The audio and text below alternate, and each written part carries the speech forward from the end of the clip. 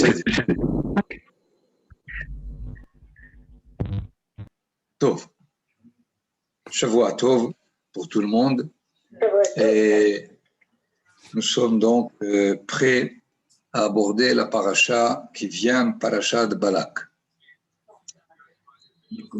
Certaines années, les deux parachiotes, Hukat et Balak, des fois sont lus en même temps.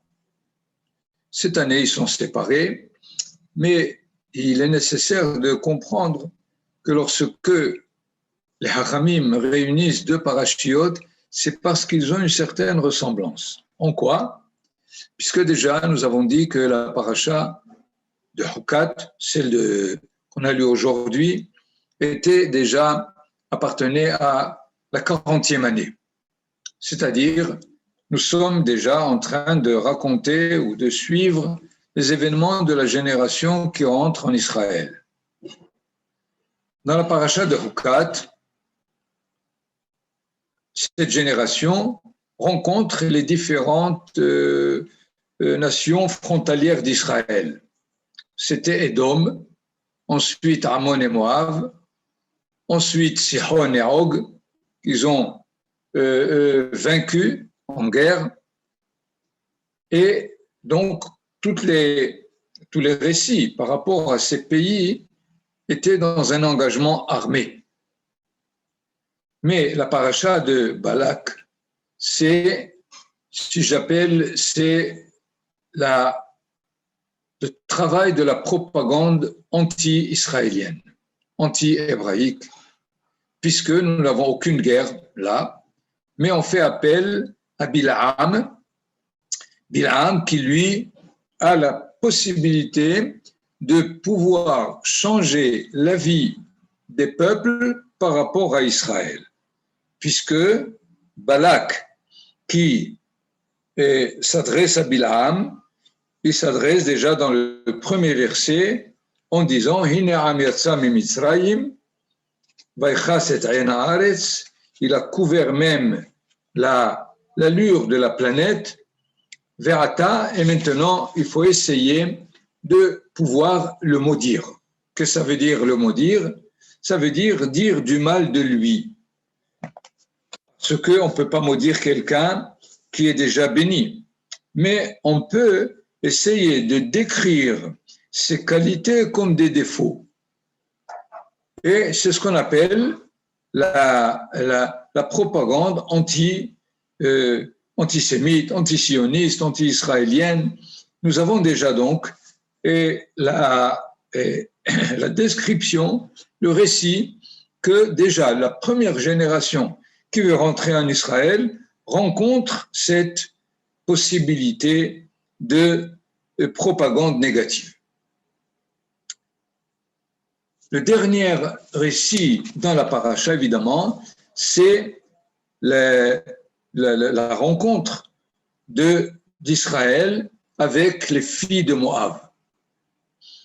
Évidemment, là-bas, il y a eu un échec total où ça s'est soldé même par 24 000 morts dans une épidémie.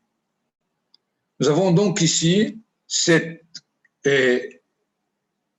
l'histoire du peuple d'Israël qui rentre en relation avec les peuples voisinants, alors que si un Bil'am essaye de les maudire, Kaviachol HaKadosh Baruch Hu les protège et annule sa capacité de maudire, alors que lorsque Israël se trouve en relation, en contact avec les filles de Moab, avec l'idolâtrie, à la limite, il n'y a pas de protection. Quand le danger apparaît de l'extérieur, indépendamment d'Israël, HaKadosh Baruch Hu est là pour les protéger. Mais quand c'est eux qui doivent faire l'effort pour ne pas se mélanger avec les filles de Moab et leur culte, là, il n'y a pas de protection. C'est déjà un premier enseignement qu'il faut tirer pour toutes les générations. Des ennemis extérieurs, Akadosh Baruch Hu est prêt à nous garder, est prêt à nous aider. Mais de l'ennemi intérieur, c'est-à-dire de ce qui est de l'ordre de notre responsabilité, de notre travail par rapport à notre identité, il n'y a pas de protection. Essayons maintenant d'aborder le cas de Bilam. À deux niveaux, les Hachamim comparent Bilam. Une fois par rapport à Abraham, vous l'avez dans Pirkei Avot, dans le 5e chapitre, on nous dit que Shlosha Dvarim mitalmidav shel Avraham Avinu ou Shlosha Dvarim mitalmidav shel Bil'am Arasha. Et là, nous avons Bil'am comparé à Abraham. Mais nous savons que Bil'am aussi était prophète. Et par ailleurs, il est comparé à Moshe. Déjà dans le dernier verset de la Torah, Velokam navi be'Israël ke Moshe, Velokam navi be'Israël comme Moshe, on n'a pas quelqu'un comme du degré de la prophétie de Moshe, mais be'umot ha'olam ken. Mais chez les peuples, il y avait quelqu'un qui était comme Moshe, qui Bil'am. Donc Bil'am est là, selon les Hachamim, comparé ou à Moshe, de par sa prophétie, ou à Avraham Avinu, de par ses vertus ou ses qualités et défauts. Et c'est d'ailleurs à ce niveau que les Hachamim, en comparant Bil'am à Avraham Avinu, ils disent Avraham Avinu Ayin Tova, un œil qui regarde du côté du bien, Ruach Nemucha, c'est-à-dire une formule de la modestie, Nefesh Shefala, c'est au niveau de l'envie qu'il a de ce qui revient à l'autre. Alors que Bil'am, Aïn Ra'a, il a un œil qui regarde du côté négatif, Ruach Gevoha, c'est-à-dire l'orgueil, puisque quand Balak lui envoie des messagers pour l'appeler, il leur dit comme réponse, vous n'êtes pas à mon niveau, il faut qu'il envoie des ministres supérieurs à vous. Et donc, c'est la preuve qu'il a ce défaut de l'orgueil.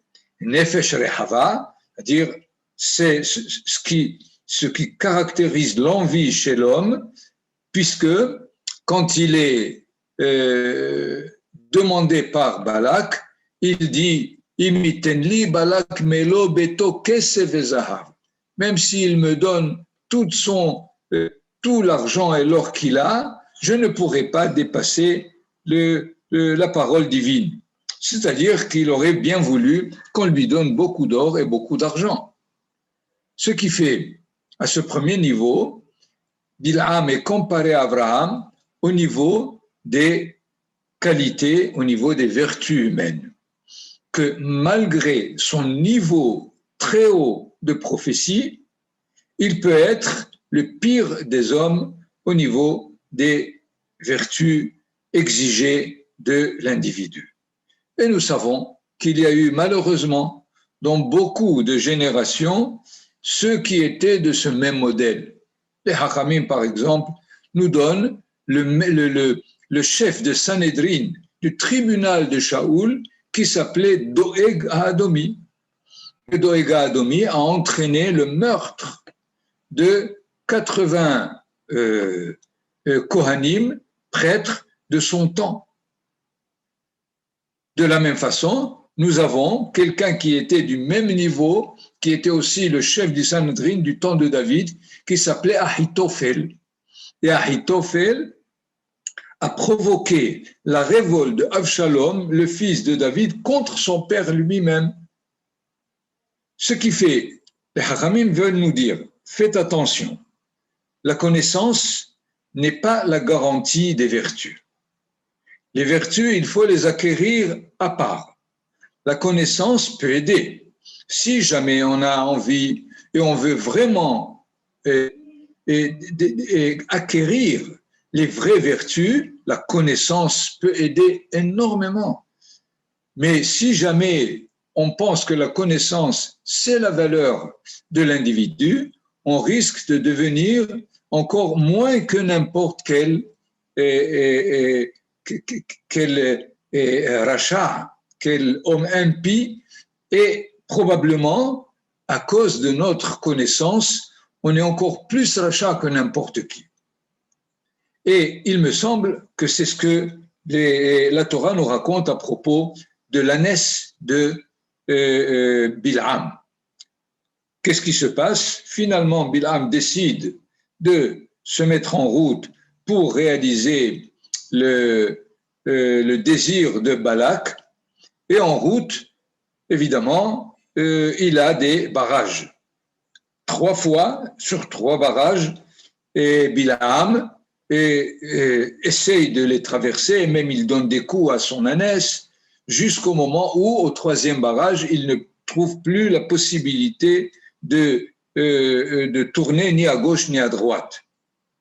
Et c'est l'ânesse qui lui dit « Pourquoi est-ce que tu me frappes? Ça fait déjà 3 fois. » Après cela, l'ange divin apparaît et évidemment, il est obligé de reconnaître qu'il ne l'a pas vu. Il a dit « Je suis vraiment désolé. Si je savais que tu étais là, je n'aurais pas, etc., etc. » C'est-à-dire que Bil'am est arrivé à un niveau où c'est un animal qui lui rappelle, qui le rappelle à l'ordre minimum de celui qui veut être en relation honnête, correcte, par rapport à son ânesse qui le sert finalement. De là veut nous dire la Torah que l'homme aussi haut que Bil'am peut être moins qu'un animal. Et ceci, évidemment, à cause des vertus et des qualités qu'il a perdues et qui se sont transformées en défauts entiers, étant donné son désir de vouloir dire du mal d'Israël. De par ailleurs, un autre midrash qui nous dit que aussi bien Avraham Avinu que Bil'am, ils ont, étant donné leur l'excès, si on peut dire, de la dimension dans laquelle ils ont vécu, c'est ce qui provoque des fois de dépasser la ligne de conduite normale. Puisque aussi bien chez Bil'am que chez Avraham Avinu nous dit Vayashkem Avraham baboker vayahavosh et hamoru. Avraham Avinu s'est levé pour sceller son âne. Quand même, il avait beaucoup de serviteurs auxquels il aurait dû demander de préparer son âne. Mais Ahava mekalkelet et ashura. L'amour qu'il avait pour Hachem, pour réaliser, et quelque part dérange la conduite qui aurait dû être normale. Et nous trouvons exactement le même terme chez Bil'am. Vayashkem Bil'am baboker vayahavosh et atono. Bil'am s'est levé de bonne heure et il a scellé son ânesse. On reviendra si on a le temps pourquoi chez Avraham Avinu c'est un âne et pourquoi chez Bil'am c'est une ânesse. Mais dans tous les cas, il y a là une dimension poussée à l'extrême. Chez Avraham Avinu, l'amour qu'il avait pour Hachem, et chez Bil'am, et la haine qu'il avait pour Israël, qui ont fait qu'ils ont dépassé les lignes normales.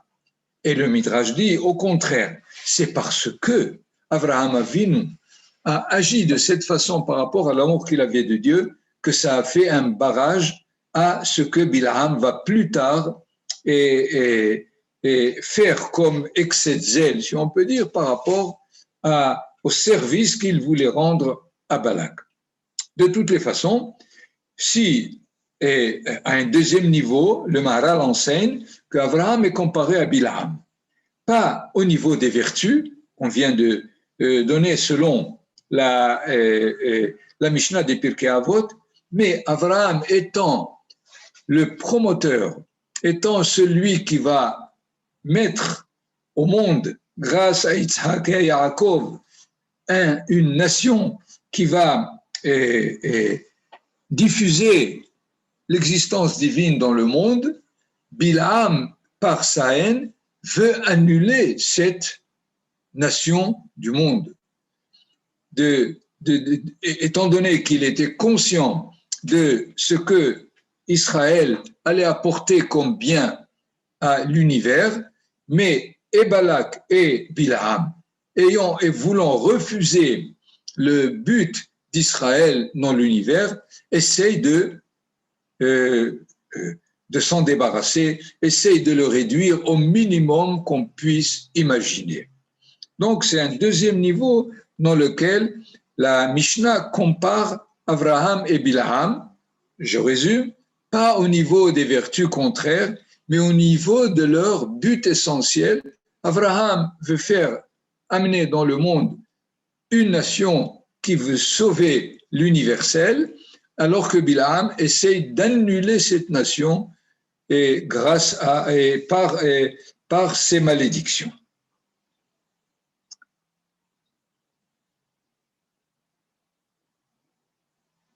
On pourrait aussi juste ajouter une remarque par rapport à cette ânesse où les Chachamim nous disent Asara dvarim nivreu be'erev Shabbat ben hashemashot. 10 créatures sont arrivées au monde be'erev Shabbat, c'est-à-dire dans le passage d'un jour de Hol au jour de Shabbat. Parmi eux, c'est Pi Ha'aton. C'est la bouche de l'ânesse qui a parlé lorsque Bilam s'est mis à la frapper. Pourquoi? Pi Ha'aton va être une créature du Erev Shabbat spécifiquement. En quoi est-ce qu'elle est? Elle appartient à ces créatures qui sont arrivées Erev Shabbat. À la limite, chaque crépuscule, si on peut dire, du passage du jour à la nuit, c'est toujours un passage du monde Hol au monde Hol. C'est-à-dire, lundi, le soleil se couche, nous traversons un moment de crépuscule et c'est le mardi qui arrive. Mais à Erev Shabbat, le crépuscule, nous faut passer du monde Hol au monde du Kodesh. Probablement dans ce sens, on peut comprendre pourquoi les Hachamim ont mis Pi Ha'aton parmi ces 10 créatures. Pourquoi? Parce que finalement, Aton, l'ânesse, fait partie du monde animal. Mais ce qu'elle vient de faire participe du monde moral, puisque elle fait remarquer à Bilam qu'il est en train de vouloir maudire un peuple qui a comme but la moralité dans l'histoire universelle. Donc, étant donné que ce phénomène-là de Pi Ha'aton, d'un animal qui appartient au monde des animaux, et c'est lui qui dicte un enseignement moral à l'homme, qui est Bilam, ce qui fait, il y a quelque chose qui appartient au monde Hol, qui décrit un certain niveau du monde du Kodesh, et c'est pour cela que les Hachamim l'ont mis à l'intérieur de ces 10 éléments, qu'on pourrait d'ailleurs, selon cet éclairage du Maharal, de comprendre en quoi ils ont été énumérés dans la Mishnah comme réalité qui passe du monde du Hol au monde du Kodesh.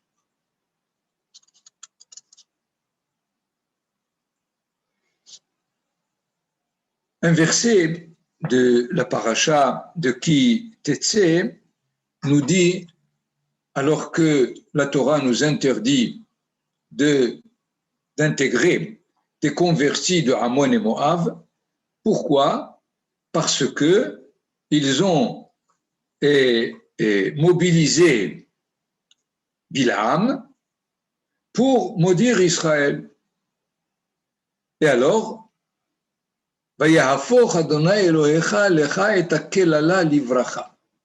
Dieu a transformé la malédiction en bénédiction. Et sur ça, un enseignement assez étonnant des Hachamim, pour dire, il a fait passer une malédiction vers la bénédiction, une seule, et pas tous les autres.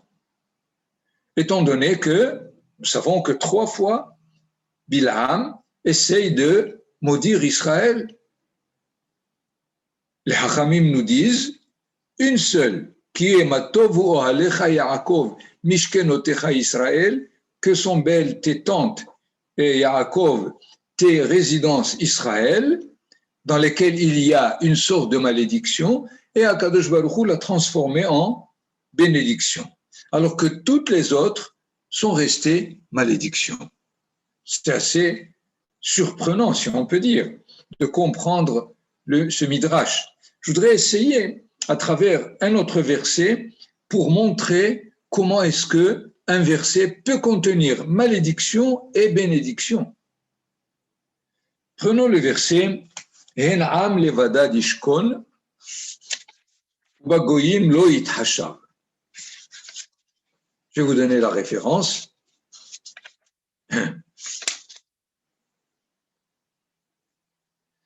C'est au chapitre 23, au verset 9. Kimerosh tsurim erenu, je le vois des hauteurs des rochers. Migevaot ashurenu, des collines aussi, je vois son apparition. En am levada dishkon, uva goyim lo yithashav. C'est un peuple qui réside isolé, badad, uva goyim lo yithashav. Et parmi les nations, difficile à traduire. Lo yithashav, ou bien il n'est pas compté parmi les nations, c'est-à-dire il est une nation à part. Ou bien peut-être il ne tient pas compte des nations, c'est-à-dire que l'ONU dise ce qu'elle veut, ça ne nous intéresse pas. Ou bien il n'est pas considéré par les nations. Vous comprenez ce qui fait Bilham parler dans un langage où on pourrait comprendre comme si c'était une bénédiction ou comme malédiction. Puisque si je dis c'est un peuple à part et parmi les nations il ne peut pas être recensé, c'est-à-dire c'est un peuple très distingué et il n'est pas du tout à compter parmi les autres. Ou si je dis c'est un peuple solitaire, c'est-à-dire il ne veut avoir de contact avec personne, c'est-à-dire c'est quelqu'un comme un lépreux, il est là-bas, ou bagoyim lo yithashav, et même le peuple ne le considère même pas. Ben, il n'a qu'à rester là-bas. Vous comprenez donc, dans ce verset, comme dans d'autres, comment est-ce qu'on peut comprendre? On peut le comprendre à double sens. Et c'était ça la force maléfique de Bilham Arasha. Il disait des formules, et de qui ça dépend finalement? À la limite, ça dépend d'Israël. Verser dans la bénédiction, sinon il va le vivre dans la malédiction. Et c'est seulement pour Matovu Alecha Yaakov Mishkenotecha Israël que Akadosh Baruch Hu n'a jamais voulu que ça soit une malédiction. Et Baruch Hashem, le peuple d'Israël dans la Galoute et partout a vécu grâce à ces synagogues et à ces écoles qui ont toujours donné les forces nécessaires au Ham Israël pour suivre son histoire. D'ailleurs, le Natziv était celui qui a dégagé, le Natziv Rabbi Naftali Tzvi et Berlin, qui a interprété dans sa génération ce verset que je reprends encore, C'est-à-dire, si le peuple sait se garder comme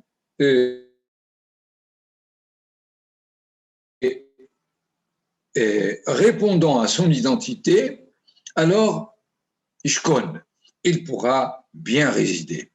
Aval Bagoyim, si jamais il veut s'assimiler au Goyim, Loït Hashab, les Goyim ne le considéreront pas.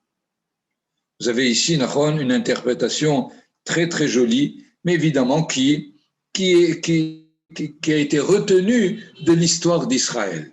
Parce que le Natsif dit, a priori, toutes les minorités dans le monde, quand ils veulent s'assimiler à la nation qui les héberge, on les reçoit immédiatement. Mais voilà que pour Israël, c'est l'inverse.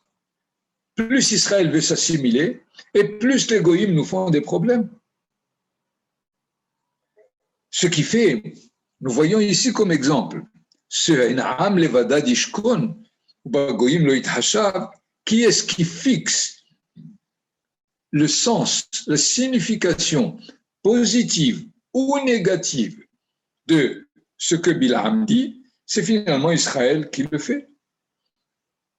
Et dans ce sens, si on est capable de le réaliser dans la bénédiction, alors Moshe Rabbeinu les a écrits dans le sens de la bénédiction. Mais sinon, ce Midrash nous dit qu'il y a seulement une seule que Akadosh Baruch Hu a essayé de laisser comme bénédiction malgré la malédiction qu'elle contient, parce qu'on peut la comprendre Matovo Alecha Yaakov Mishken Lotecha Israël aussi dans des interprétations négatives. Et dans ce sens, la paracha de Bilham est une paracha très très compliquée. Généralement, on a envie de la lire comme tous les éloges Yaakov Avinu qui a béni ses enfants. Nous savons qu'il a exprimé la colère contre Réhouven, Lévi et Shimon. Moshe Rabbeinu aussi, il n'a pas béni Shimon du tout. Ce qui fait la façon dans laquelle ils ont vu Israël, ils n'ont pas vu la grande beauté d'Israël, alors que Bilham, c'est lui qui va venir et nous donner, si on arrive à interpréter ce qu'il dit du côté positif, c'était celui qui a décrit au paroxysme les qualités d'Israël.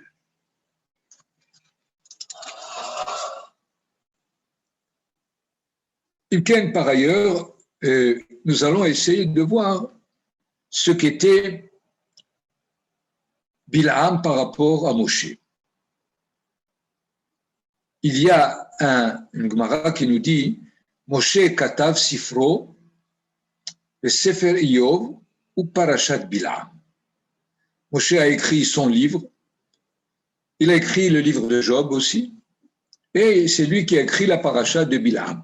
C'est-à-dire le texte qu'on a de Bilham, c'est pas Bilham qui l'a dit, ou même s'il l'a dit, c'est pas ce qu'il a dit qu'on a écrit, mais c'est ce que Moshe Rabbeinu a écrit en ayant conscience, ou dans ce que Akadosh Baruch Hu lui a dévoilé de ce que Bilham a pu dire pendant les 3 séances qu'il avait comme possibilité de maudire.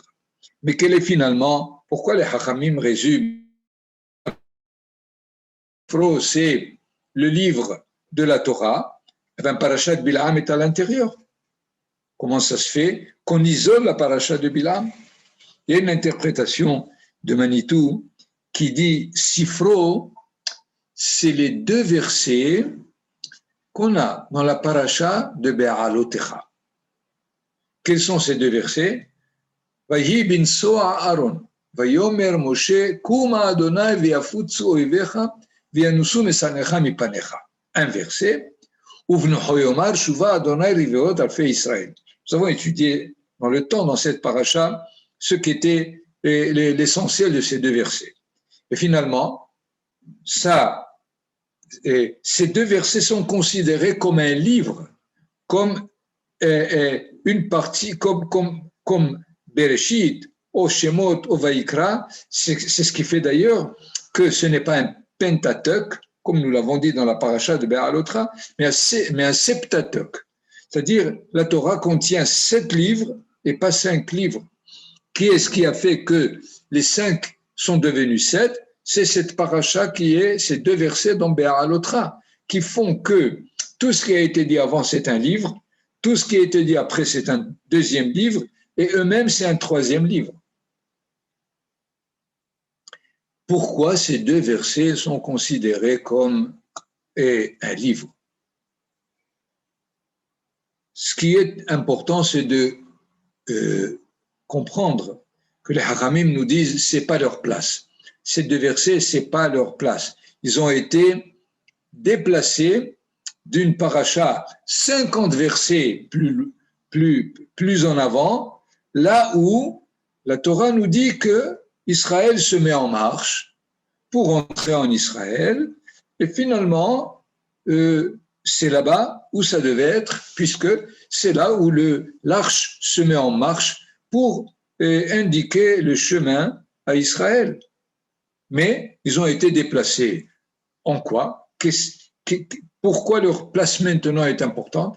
Parce qu'avant ces 2 versets, nous sommes en train d'assister à l'invitation par Moshe Rabbeinu de Yitro de suivre Israël en Eretz Israël.